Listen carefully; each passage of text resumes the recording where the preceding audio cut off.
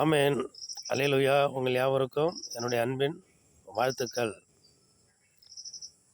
நம்முடைய வேத புஸ்தகத்தில் லூக்கா புஸ்தகம் 13ஆம் அதிகாரம் 6ஆம் அதிகாரத்தை 6ஆம் வசனம் 6, 7, 8, 9. லூக்கா 13ஆம் அதிகாரத்தில் 6, 7, 8, 9 வசனங்கள். ஒரு திராட்சை தோட்டத்தில் ஒரு அத்தி மரத்தை ஒருவர் நட்டிருக்கிறார். அதில் பழம் பழுத்திருக்கும், கனி இருக்கும் அப்படின்னு சொல்லி அந்த எஜமான், தோட்டத்தினுடைய எஜமான் 3 வருஷமாக வந்து பார்க்குறாரு. ஒரு பழமும் அதில் இல்லை. தோட்டத்தை பண்படுத்தி பாதுகாக்கிட்டு சொல்கிறாரு, இந்த மரத்தை வைக்க வேணா, வெட்டி போட்டுரு அப்படின்னு சொல்லி.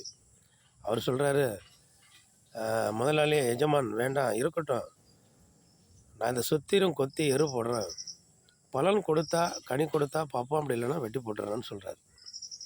இது என்னென்னா, இந்த திராட்சை தோட்டம் என்பது தேவனுடைய பரிசுத்த ஆலயம், அவருடைய கூடாரம், ஜெப வீடு, ஆலயம், சர்ச்சு. இதுதான்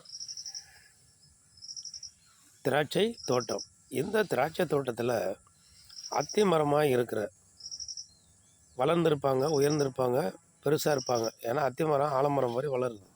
இப்போ சபையில் வசனத்தை ரொம்ப நாளாக கேட்டு வளர்ந்து அதில் என்ன பண்ணியிருப்பாங்க, ஒரு பற்றுதலாக இருப்பாங்க கர்த்தர் மேலே. ஆனாலும் சபையில் என்ன பண்ண மாட்டாங்க, எந்த ஒரு வேலையும் செய்ய மாட்டாங்க. ஒரு பணிவிடை வேலையாக இருக்கட்டும், அல்லது ஊழியர்களுக்கு கீழ்ப்படுகிற வேலையாக இருக்கட்டும், அல்லது சமைக்கிற வேலையாக இருக்கட்டும், அல்லது ஏதாவது சபையை பண்படுத்துகிற வேலையாக இருக்கட்டும், எதுவுமே செய்ய மாட்டாங்க. அவங்கள்ட்ட வந்து எந்த ஒரு நற்பண்பும் இருக்காது, எந்த ஒரு நற்பண்பும் இருக்காது, நல்ல பேச்சு இருக்காது, நல்ல செயல் இருக்காது, நல்ல நடக்கை இருக்காது. ஆனால் ரொம்ப நாளாக இருப்பாங்க சர்ச்சில். எல்லோரும் வந்து பிரசங்கம் பண்ணுவாங்க, பாஸ்டர் பிரசங்கம் பண்ணுவாங்க, எல்லா வசனத்தையும் கேட்பாங்க. நல்ல குணங்கள் இருக்காது. அதுதான் அந்த அத்தி மரம், அதுதான் கனி இல்லாத மரம். அதை வெட்டி போடணும்னு சொல்கிறாரு. தோட்டக்காரர் என்ன சொல்கிறாரு, இருக்கட்டும், நான் எரு போடுறேங்கிறாரு. அந்த எரு எதை குறிக்கும், மீண்டும் என்ன பண்ணுறோம், அவர் கனி கொடுக்க வைக்கும்படியாக நல்ல வசனங்களை, இன்னும் வசனங்களை அவருக்கு பிரசங்கம் பண்ணி ஊட்டி பார்ப்போம். இன்னொரு விஷயம் என்ன பண்ணுவோம், அவருக்கு செய்வோம்.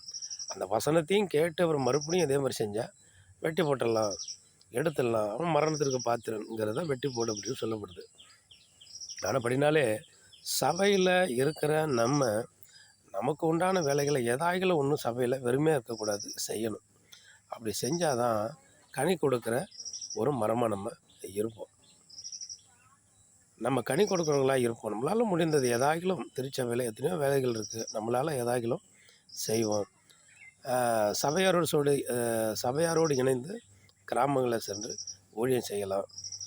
அப்படியாக ஊழியக்காரர்கள் கூப்பிடுங்கிற பொழுது அவங்களோடு இணைந்து ஊழியங்களை செய்யணும். ஏன்னா ஊழியக்காரர் இல்லாமல் விசுவாசிகள் போக முடியாது. ஊழியக்காரர்கள் அவங்க என்ன பண்ணணும், அழைச்சிக்கிட்டு கிராமத்துக்கு போனால் தான் அவங்களோட வருவாங்க. இப்படி இணைந்து செய்கிற போது அவங்க கனி கொடுக்குறவங்களாக இருப்பாங்க. மரமும் காக்கப்படும், ஆயுசு நாட்கள் அதிகமாக இருக்கும். தேவனுடைய சபையில் நம்ம மகிழ்ச்சியோடு வாழலாம். ஆமென். அல்லேலூயா.